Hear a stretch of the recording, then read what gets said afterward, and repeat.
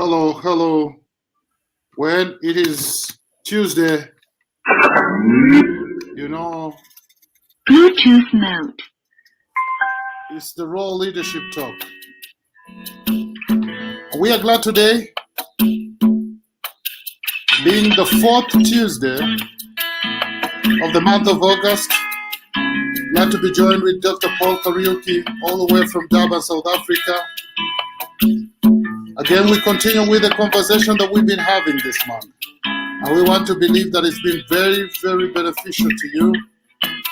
And today we look at what employees are saying about remote working. What employees are saying about remote working. We'll be good to engage with you. And so we'll encourage you to join in our conversation. Tell us what you think. Give us your ideas, your views. But to begin with, where are you watching us from? Where are you watching us from? Leadership is very key. I will believe us to continue equipping you in different aspects of leadership.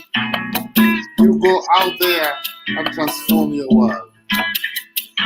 Remember, it is Mahatma Gandhi who said, we must be the change we wish to see in the world. So what kind of change do you want to see in the world? Dan Mugera here, bringing you the Raw Leadership Talk and welcoming you live from Nairobi today with Dr. Paul Kariuki all the way in Durban, South Africa. Remember last week we were doing this show in South Africa, bringing it to you live from South Africa. That's the beauty of remote working. And I want to believe now you can see how we are kind of unlimited as far as working is concerned. It's been our joy this month to really explore different aspects of remote working. Where are you watching us from? Talk to us. Talk to us.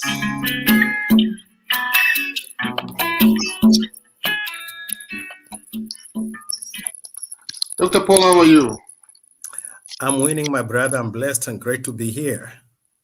How is Durban?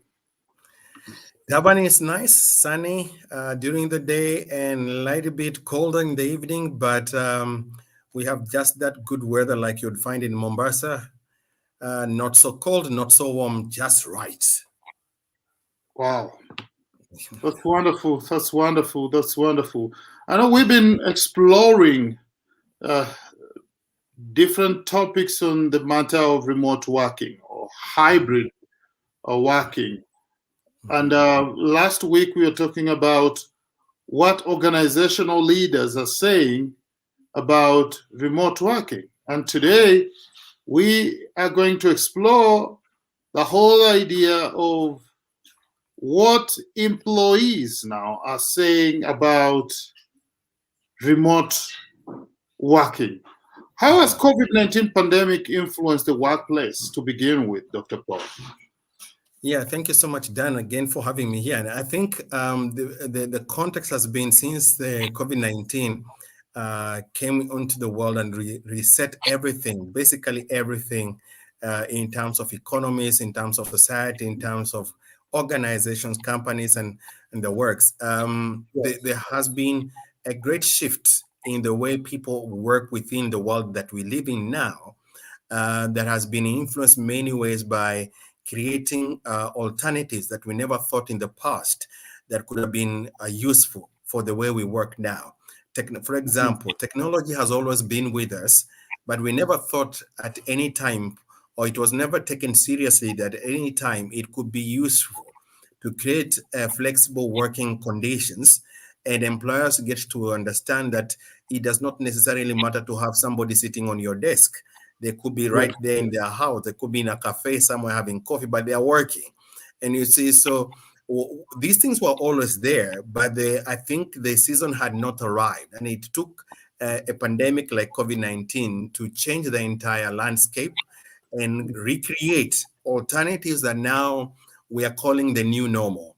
It has Yeah. become powerful in the sense that technology has become an enabler, like we said last week. It's no longer now something to fear like we used to fear.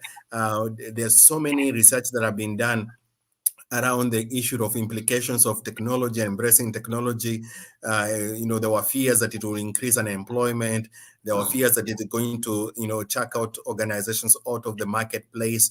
All those things we've seen is not true. What the technology has done, it has created now what we are calling the hybrid remote working. In other Yeah. words, it really doesn't matter where you are right now on the face of the world. Like we did the show last year, you were in Pretoria, I was in Durban. Yeah. Now anybody can connect from anywhere, and that's the beauty of technology, without thinking the implications of the negative implications rather of COVID-19.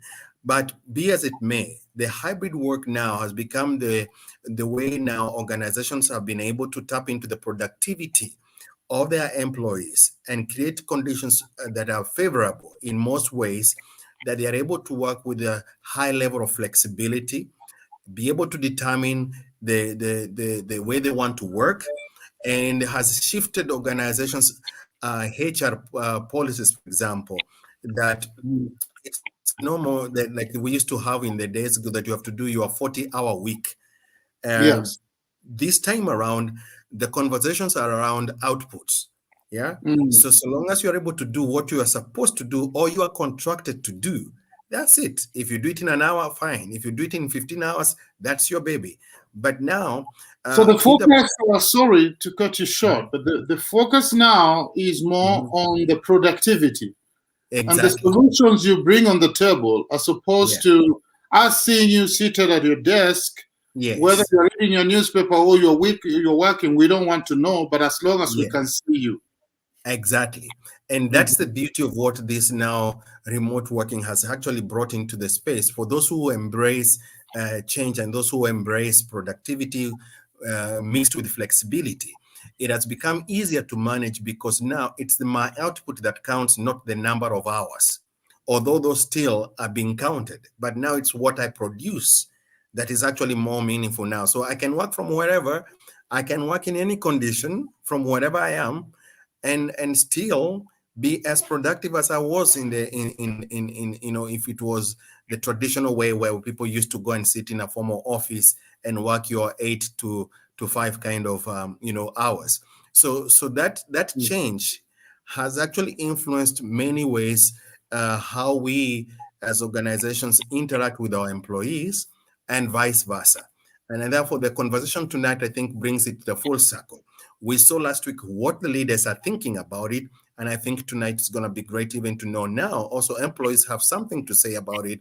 As we said, we've been saying in the last 3 weeks that human resource is actually your greatest asset as an organization. And if you do not work the human resource properly, then you're actually misusing your most important asset that gives you the results you desire. Thank you very much. Wonderful. Those who are joining us right now.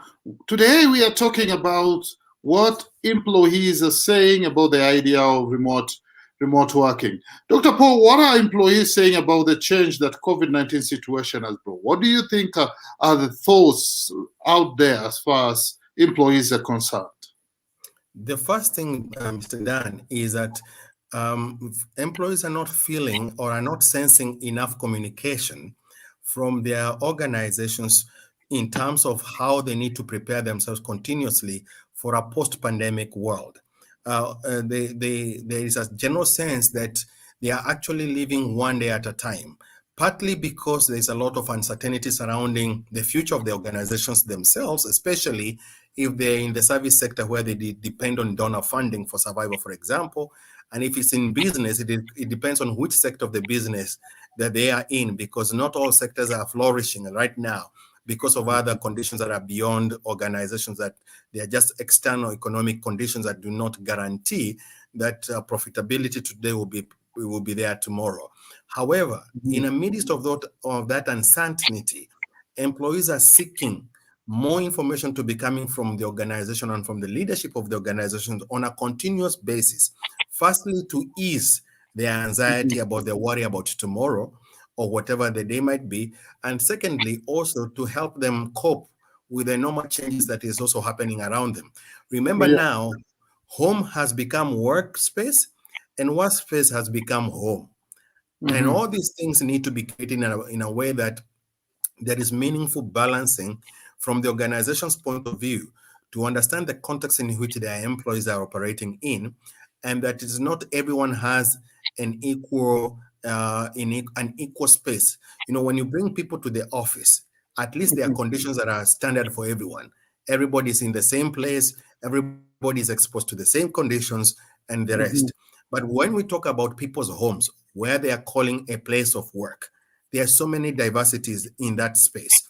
And Mm-hmm. people adjusting to those different conditions may be affected in one or another. So and if they're affected, sometimes even their productivity is also affected. And so they are worried about keeping their jobs. And they want to know that the organization sees them and do appreciate that the effort that they're putting every day to bring out an output that will benefit the organization. But they want also to Yes. hear constantly the other way around from the organization's management, that they want to hear them talking about their appreciation, talking about their future plans, talking about intermediate processes that are still there being organized by the organization to make the work possible. The second thing that employees are talking about is, of Yeah. course, the security of their own jobs. They want to know that their interests are also being looked at after the organization is trying to adjust. As we said last week, most organizations now are investing in technological equipment so that they can remain relevant and they can remain productive in a very dynamic world right now. And so, employees want to know that also, that while the investment in capabilities is important, they also Mm-hmm. want to know that they are also being thought about in ways that can be, maybe they may not be in financial remuneration, but it could be other non-financial benefits that also help them with their coping and their productivity. So they want to know that they are also at the center of organizational plans for sustainability, and that need to be communicated effectively and continuously. And the last part of what they are saying is that they want to also know that their flexibility can be maintained even post-pandemic. You know, Yeah. over the last 18 years, majority have now adopted in working flexible hours, in working from whatever conditions they find useful for them in a way that it makes their potential to thrive. Now Did they're you worried. mean did you mean 18 months, right? Yes, Because you yes. said 18 years. 18 So do you mean months. I meant 18 18 months. months? Yes, Yes. yes. Right. So since Let, then, let me ask you something in relation to that so that you can tie that together.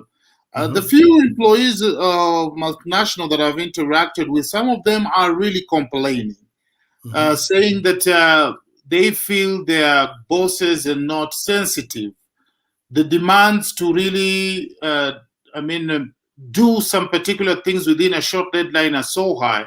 So people feel they end up working more from home than they would in the office. Somebody will work for 8 hours or even 10 hours and then leave work, go home, come tomorrow. But now yeah. they feel the work, the employees have invaded even their home space, and they are really working more.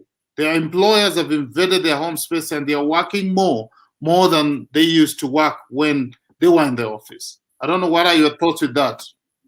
I agree with that sentiment because I've also heard about that kind of a trajectory of thought, and it's a reality. There is instances that employees are working more than they used to work when they're at the office, because it really requires a lot of delicate balance and some level of discipline to know at this time work is work and this time home is home.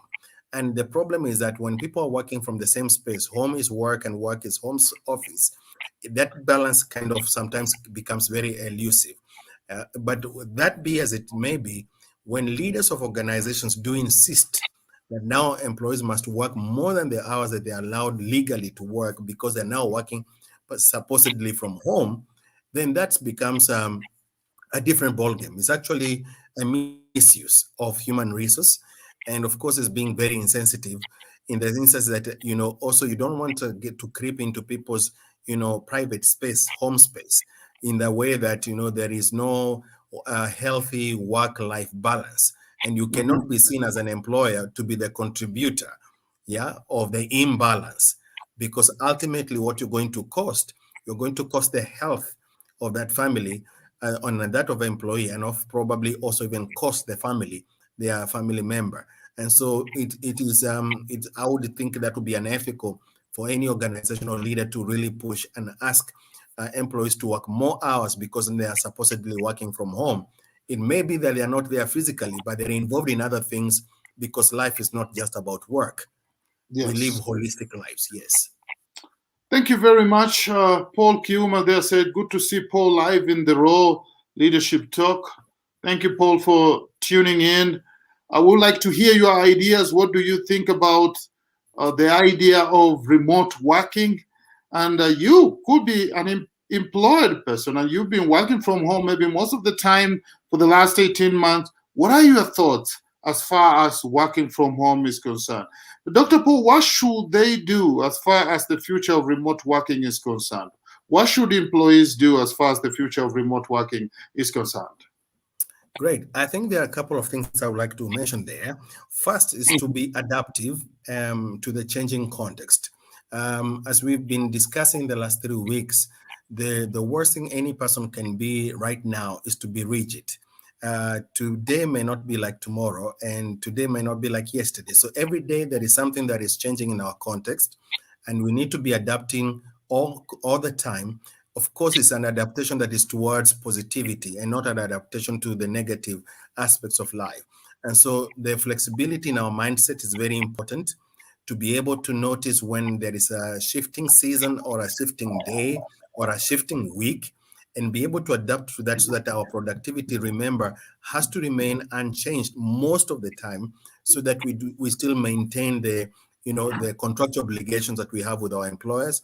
And if you're a business person, you have self-employed yourself, it's even more harder, because everything falls and rises on you as an employee, as your self-employed individual. And so the adaptation means that you're constantly learning.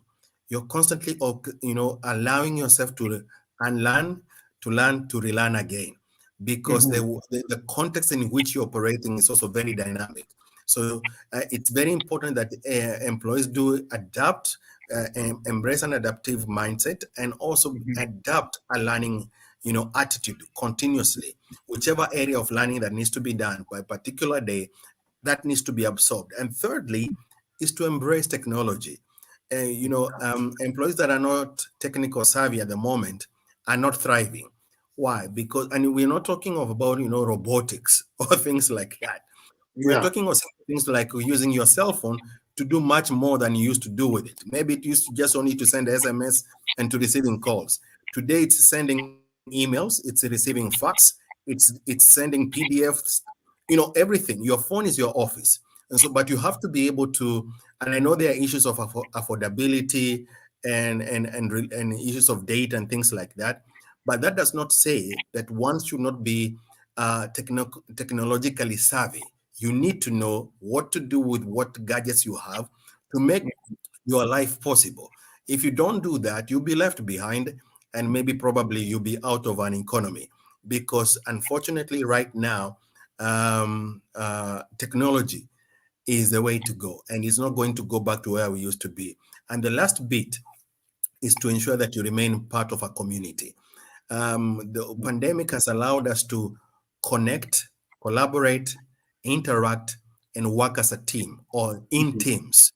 So if anyone would adopt a different attitude to life, for example, silo way of working, antisocial behaviors, and things like that, this will mean a very hard road in future, because what pandemic has done is to break down boundaries. Look, you're sitting in Nairobi, I'm sitting in Durban. Barriers have been broken completely. You see, Yes. so and it has done the same way even in interhuman relationships.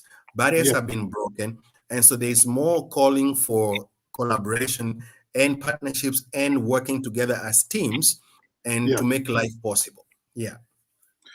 Thank you, thank you. Wonderful ideas, wonderful thoughts there coming in. Richard Mutinda said, thanks, Dan Mugera, watching you live from Kilifi. Thank you very much, Richard, for tuning in. And anybody with thoughts and ideas, or you have a question, we'll be more than willing to tackle that right now, even as we go towards the end of this particular broadcast today. And Paul, what should leaders do in supporting employees? Just like we have had the case of deadlines now, because there is a psychological tendency of leaders thinking that people are not working when they are at home. That people people should be controlled remotely, like the way you control your TV.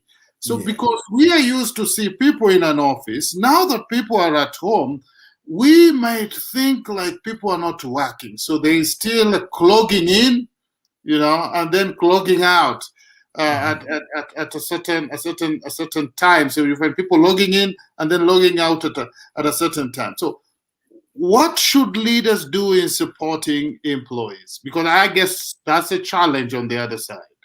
Definitely, it is indeed a challenge. And as you correctly say, it's a very careful balance for leaders, especially depending on where they are in their own personal leadership journey. Remember our first talk, we talked about the importance of the leaders to be self-aware, for themselves to know who they are in this individual, so that they don't extend their insecurities to the rest of the world. If a leader interprets that they are only effective when they are controlling people, then that's a wrong leader and should actually give space to other people, and do something in their own personal life so that they can be able to deal with what's happening around them in their own world, together with the world of their employees. And so the first thing I think leaders need to do is to communicate more frequently with their employees concerning their plans for the organizations and for the employees long term. As we said, employees are seeking for that information, but it's not coming forth, in ways they would like to see it, in more frequent times that they would like to hear it. And what the employees are seeking is assurance that we are safe. Yeah, our jobs are safe. Even though sometimes leaders may not guarantee that, but they want to hear some level of confidence so that they can also ease in anxiety, because anxiety eats into their productivity. It also starts affecting them mentally.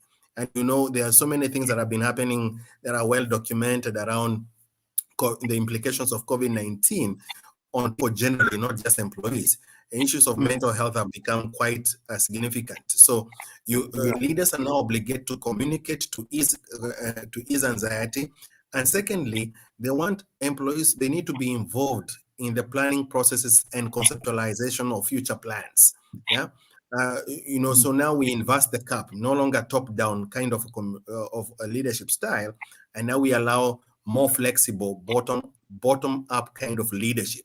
In other words, there's more consultation within the teams and with the between the management and the teams that they lead, to be able to talk about any situation that they need to clear their minds up with, and for leaders and the management teams to, for the lack of a better word, allow input from those that they lead, because it has always been the other way around. It's the leaders who tell the employees what to do.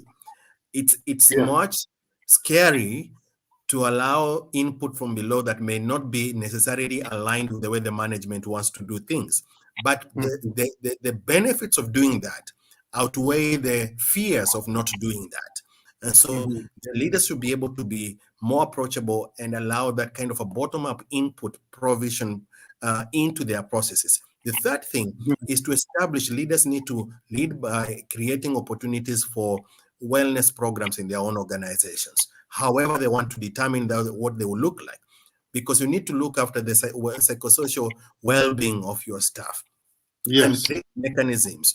I'm not saying that you go and establish a gym now, but you can do other things that can make people feel a little bit ease of the burdens that they are now carrying because of the adaptation. And of course, the fourth thing is to allow flexibility. As you're saying, the fact that people are not there in front of you, they are working wherever they are. And leaders should be secure. You should trust. Leaders should trust that people are working and they're going to deliver on their mandate, instead of worrying that because I can't see them, they are not working. Exactly. And so flexibility goes in multiple dimensions. One is to allow them to function in the areas where they feel they have a potential to do so. But the other part of flexibility is allowing them, if they need a break, give them the break, so that Uh-huh. you prevent burnout and anxiety. And you need to create the balance to make sure that you're constantly checking in with your team, just for their own, psychosocial well-being. The other Uh-huh. part is to encourage employees to work, again, as I said, in teams, so that Mhm. nobody is floating on their own and maybe perhaps moved by life into a specific corner, and they're crumbling under the weight of expectation to Yeah. produce. You see, because that deadline driven life comes with its own issues. And you need to, Mhm. as a leader, organizational leader, you need to understand that people are people, they are not units of labor. And you need Yes. to see them, that you see them as humans first. And when you do that, when you encourage this inter-team collaboration, it helps also to ease the burden of expectation. It also helps to ease the burden of outputs. And the last thing is to establish a reward system. Yeah. I think Mhm. what leaders need to do now, even more than ever before, appreciate people more. Tell Yes. them you appreciate them even more. Let them hear that and make Yes. it visible. Now and then, reward people for their efforts, because it takes a lot of energy right now for people to produce results. And Yes. and leaders need to show that openly, so that they can encourage that, they can inspire them Mhm. constantly, so that they can continue doing more for the organization and for their enterprises in which they are being given an opportunity to serve. Thank you very much, Richard Mutinda. I like how Dr. Paul is alluding to breaking the barrier, and he talks about his experience of working in remotely from a very, very, remote areas, but being able to attend meeting uh, through the internet connectivity that we have today. And so that's very, very great. That shows how possible and how practical it is that people are able to connect and be able to work from wherever they are today. Your final thoughts, Dr. Paul, even as we conclude in 1 minute. I would like to conclude by saying that the future of remote work is that it's going out, has now become our new normal. We are Mm-hmm. not going to go back to where we used to be, and now the only way we going forward is to continuously adapt, continuously learn, and continuously unlearn, so that we can create space for the new things that we are embarking with. But the more important thing, exercise self-care. Thank you. Thank you very much. And I like your closing statement there, because it is said that one of the greatest thing that we need to do or the hardest thing to do in the 21st century is the ability to learn and learn and relearn. So that flexibility to be able to learn Mhm. and learn some things and relearn some things is going to be very key in enabling us to move forward into the right direction. I believe that's where we create the linchpin, people that are indispensable. And in Mhm. this program, or through this program, the Raw Leadership Talk, we seek to empower you, to equip you, so that you can become indispensable. And wherever you find yourself as a leader, you can use the right tools to really empower people and move them towards the right direction. Next week, on Tuesday, 31st of August, we conclude on this discussion that we've been having throughout all the month with Dr. Paul, and we will be discussing how to improve employees' retention post-pandemic with flexible work arrangement. And you don't want to miss that. You can call in your friends and you begin to learn 1, 2, 3 things that could help you manifest your power during this time of working remotely. It's been Dan Mugera with Dr. Paul talking about what employees are saying about the future of remote working. Everything has to come to an end. And so today we want to close this discussion. I want to wish you all the best. Next week, same time, same place. Thank you very much, and may God bless you.